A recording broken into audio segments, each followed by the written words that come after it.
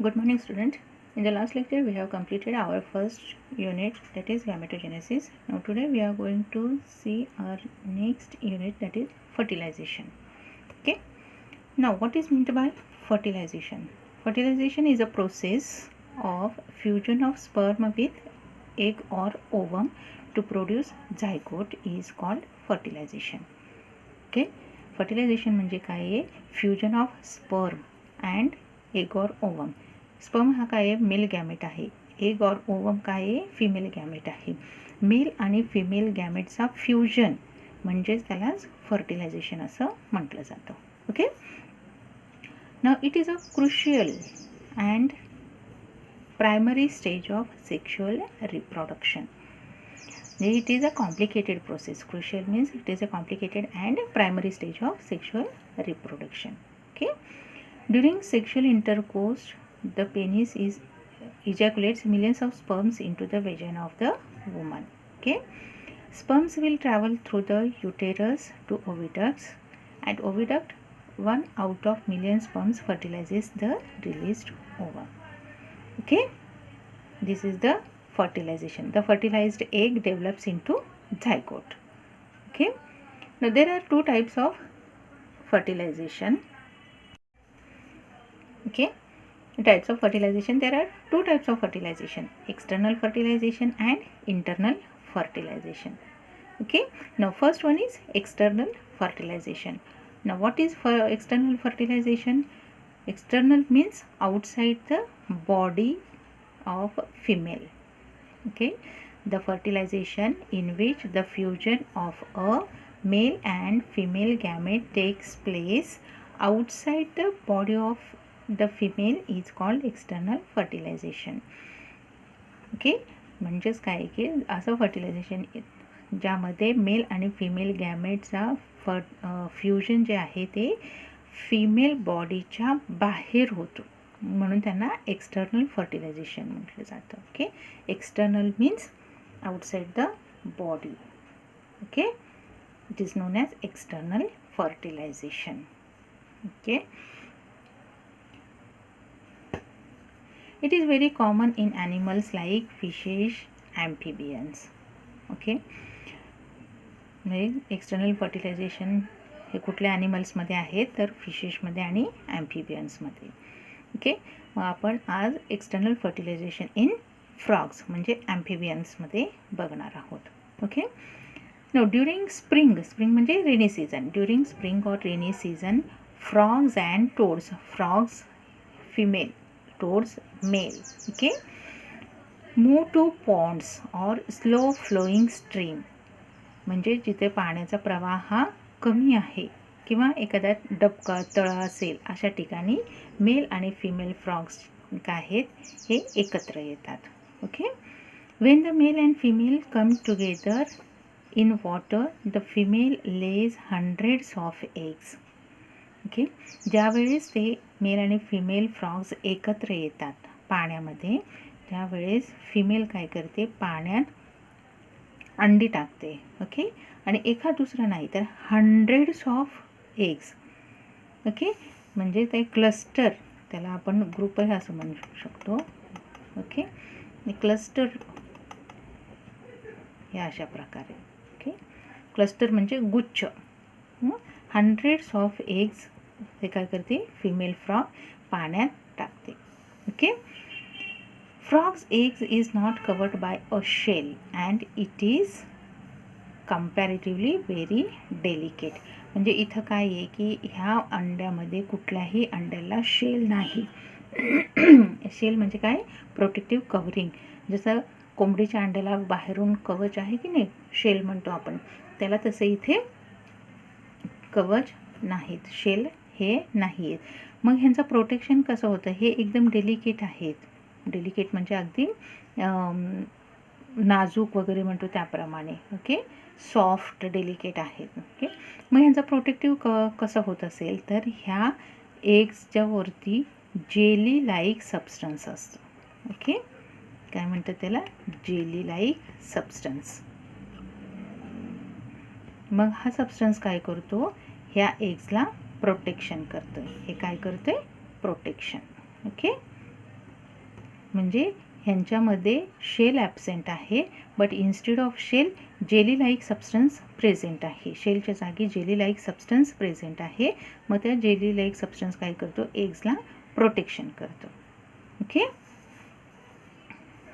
A layer of jelly holds the eggs together and provides protection to the eggs. म्हटलं ना, हे सगळ्यांना jelly like substance present आहेत आणि हे जेली काय करते, एकमेकांना हे चिटकून राहतात. Okay. Holds the eggs together. Holds म्हणजे एकत्र बांधून ठेवणे. ओके. म्हणजे हंड्रेड्स ऑफ एग्ज आहेत, जिथं हंड्रेड्स ऑफ एग्स ले केलेले आहेत, अंडी दिलेले आहेत. मग अंडी हे सेपरेट इथं एक, इथे एक, तिथे एक, तिथे एक असं न करता एकत्र हे बांधून ठेवलं जातं. कशामुळे, हे जेली लाईक सबस्टन्समुळे. आणि हे जेली काय करतात, एकत्र बांधून ठेवतात, प्लस त्यांना प्रोटेक्शनसुद्धा करतात. ओके. मग हे ज्या वेळेस होतं की काय होते, हंड्रेड्स ऑफ एग्ज ज्यावेळेस हे अंडी देतात त्याला काय म्हणतात, स्पॉनिंग. ओके. स्पॉनिंग असं म्हटलं जातं. ओके. हे काय आहे, when the male and female came together in water the female lays hundreds of eggs, त्यालाच काय म्हटलं जातं, स्पॉनिंग असं म्हटलं जातं. Okay. As the eggs are laid, the male deposits sperms over them. Okay. ज्यावेळेस फिमेल अंडी देते त्याच वेळेस अंडी बाहेर आल्याबरोबर मेल काय करतो, ह्या अंड्यांच्या वरती स्पर्म्स टाकतो. ओके. इजॅक्युलेट्स द स्पर्म सोडतो. Okay. Each sperm swims randomly in water with the help of its long tail. आता स्पर्मचा डायग्राम तुम्हाला माहिती असेल, हा त्याचा एड पोर्शन आणि हा टेल आहे. Okay.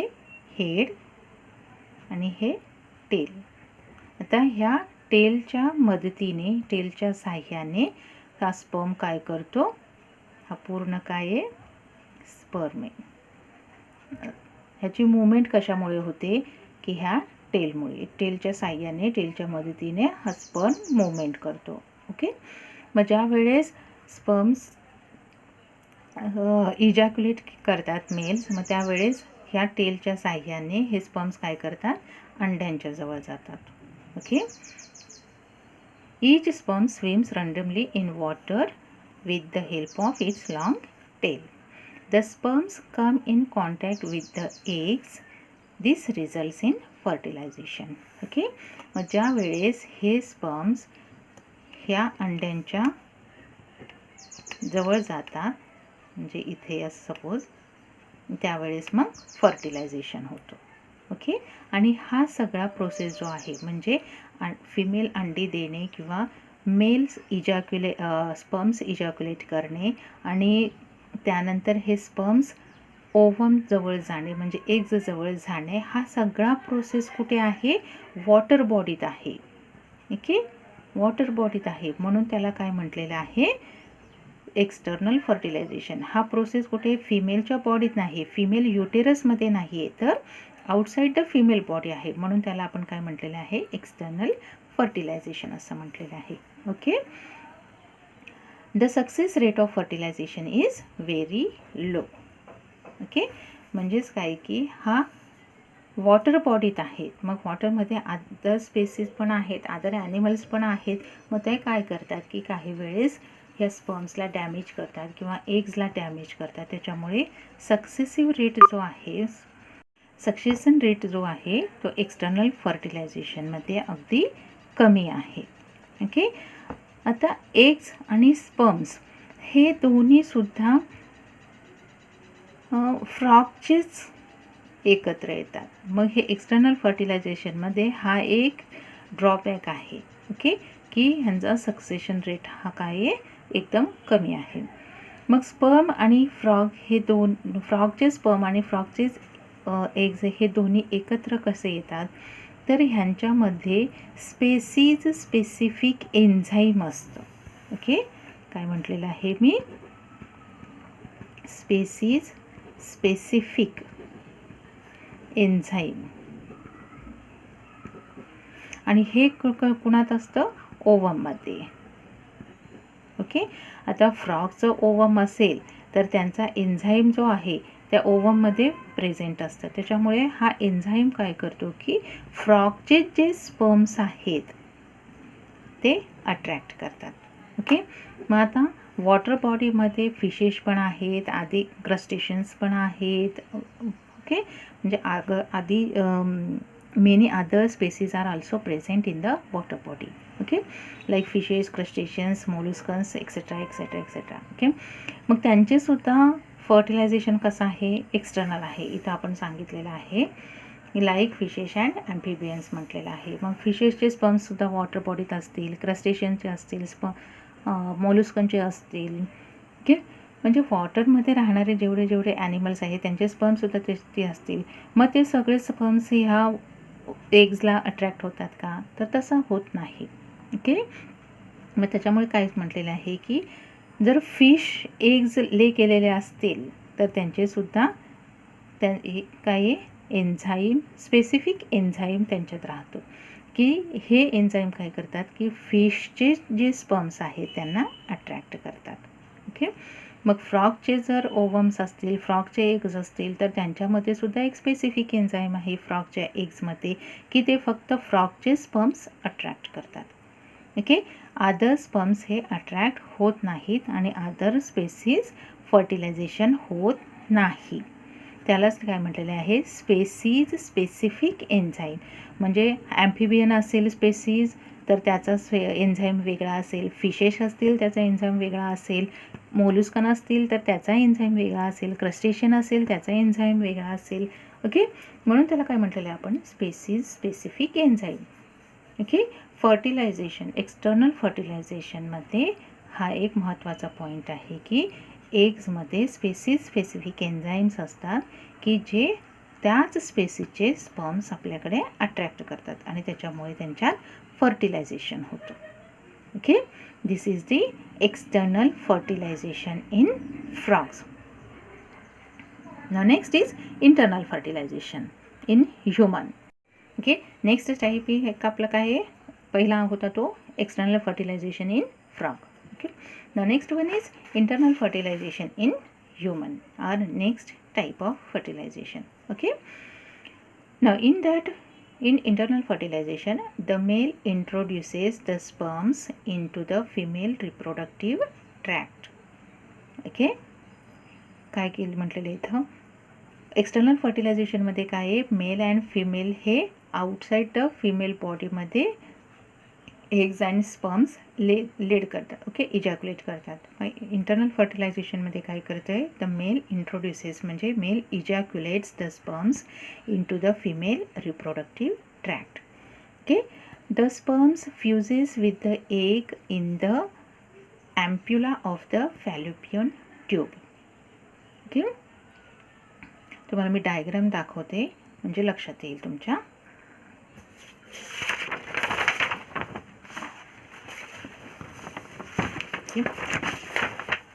This is the uterus. Okay. Vagina, ovary, ampulla. Now this is fallopian tube.